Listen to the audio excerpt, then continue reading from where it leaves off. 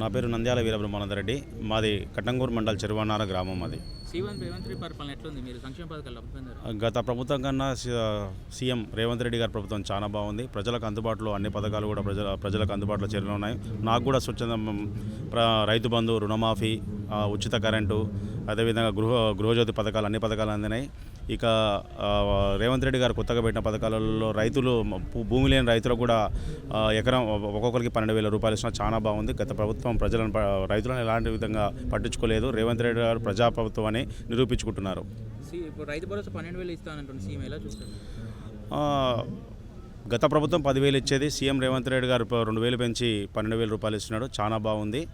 రైతులందరూ కూడా ఎంతో సహకారంగా ఉంటుందని తెలియజేస్తున్నాను. హైడ్రా చాలా బాగా పనిచేస్తుంది. ఏమైనా అక్రమదారులు ఆక్రమించిన వాళ్ళ మీద కొరడా చూపడం చాలా బాగుంది. నిరుపేదలకు ఎలాంటి నష్టం లేదు హైడ్రా వల్ల. ఏమైనా భూ బకాసులకే హైడ్రా వల్ల ప్రమాదం ఉంది కాబట్టి చాలా మంచిగా ఉంది పథకం. 500 రూపాయల సిలిండర్ కూడా అందరికీ అందుబాటులో ఉంది, మాకు కూడా అందుబాటులోనే వస్తుంది. ఎవరైనా పండ్లు ఉన్న చెట్టుకే రాళ్ళు పడతాయి. అదేవిధంగా రేవంత్ రెడ్డి అన్ని పథకాలు చేసి ప్రజలలో దగ్గర అవుతున్నారు. కావునగా బీఆర్ఎస్ ప్రభుత్వం వాళ్ళు చేయలేని పథకాలు రేవంత్ రెడ్డి చేస్తారు కాబట్టి అతని మీద ఎలాగైనా బురద జల్లే ప్రయత్నం చేస్తూనే ఉంటారు. అలా చేయడం వల్ల రేవంత్ రెడ్డి కూడా చాలా మంచిది. ఎందుకంటే రేవంత్ రెడ్డి కూడా ఎప్పటికప్పుడు అలర్ట్గా ఉండి ప్రజలకు అందుబాటులో ఉంటాడని తెలియజేస్తున్నాను.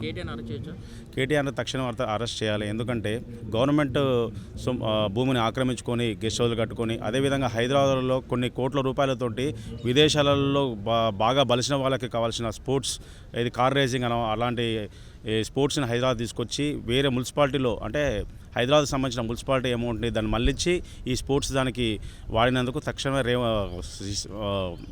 కేటీఆర్ గారిని అరెస్ట్ చేయాలి. అరెస్ట్ చేసి అతనికి మళ్ళీ బెయిల్ కూడా రాకుండా జైల్లో ఉండేట్టు తగిన చర్యలు తీసుకోవాలని కోరుచున్నాం. అల్లు అర్జున్ ఈ సినిమా వాళ్ళందరూ కూడా ఏదో సామాన్య ప్రజలు ఏదో అంటరాని వాళ్ళలాగా వీళ్ళే ఒక పెద్ద తెలంగాణ ప్రభుత్వానికి, అదేవిధంగా గవర్నమెంట్ మొత్తం మేమే శాసిస్తున్నాం అంటే డబ్బున్న వాళ్ళకే ఈ సినీ పరిశ్రమ ఉంటుందండి. పేదలకు ఎలాంటి ఇబ్బంది ఉన్నా కానీ సినీ పరిశ్రమ ఎలాంటి సాయం చేయట్లేదు. ఈ సినీ పరిశ్రమ కూడా రేవంత్ రెడ్డి గారు మరియు కోమరెడ్డి వెంకరెడ్డి గారు వాళ్ళు చేసిన వ్యాఖ్యలు చాలా మంచిదే. ఎందుకంటే సినీ పరిశ్రమని మనం రూపాయి వేసుకొని వచ్చి సినిమాలు చూస్తున్నాం. మన వల్లనే వాళ్ళ ఇన్ని కోట్ల రూపాయలు డబ్బులు సంపాదించారు.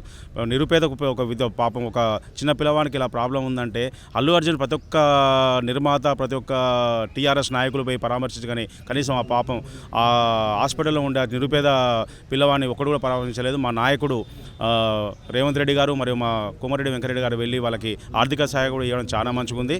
రేవంత్ రెడ్డి గారు, కోమరెడ్డి గారు సినీ పరిశ్రమ మీద చేసిన వ్యాఖ్యలు చాలా మంచిదే.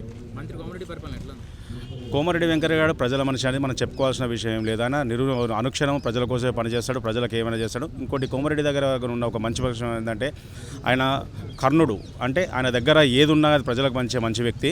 అలాంటి నాయకుడు ఇంకా ముందు చాలా మంది రావాలని కోరుకుంటున్నాను. ఓకేనా? Subscribe us and press the bell icon for more interesting updates.